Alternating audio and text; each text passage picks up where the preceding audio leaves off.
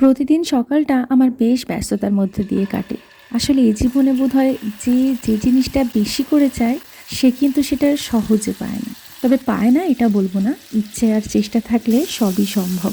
অসম্ভব বলে কিছু হয় না। তো যাই হোক, আমি ভীষণ স্লো মর্নিং পছন্দ করি। খুব ভালো লাগে সকালে একটু ধীরে ধীরে গাছেদের সঙ্গে বসে চা খাবো, একটু ভিডিও বানাবো, কিন্তু আমার হয়ই না।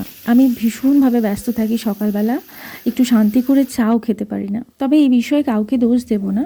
আমি নিজেই খুব একটা সকালে উঠতে পারি না ঘুম থেকে। প্রায় 6:30 বেজে যায়। আবার কখনো কখনো তো 6:45টাও বেজে যায়। ফলে ওই মাত্র 1.5 ঘন্টার মধ্যে সকালে রুটি, দুপুরের সমস্ত বাছা-কোটা করে রান্না কমপ্লিট করা, সব কিছু প্রায় একা হাতে করতে গিয়ে আমি হাঁপিয়ে উঠি।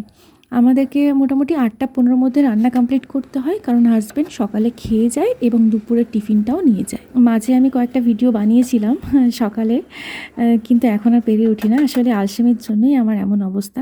আজ আবার সর্ষে পোস্ত দিয়ে রুই মাছের ঝোল বানালাম। খুব তাড়াহুড়োর মধ্যে ভিডিও করেছি, তাই পুরোটা দেখাতে পারলাম না। বেশ ভালো হয়েছিল খেতে। এরপর রান্নাবান্না করার পর আমার কিচেন ক্লিনিং থাকে, তারপর থাকে বেডরুম ক্লিনিং। মাঝে মাঝে মনে হয় যদি ম্যাজিকের মতো হাতে তুড়ি মারার সাথে সাথেই যদি সব কাজ হয়ে যেত, কত না ভালো হতো। দেখা হবে পরের ভিডিওতে। আজ এই পর্যন্ত।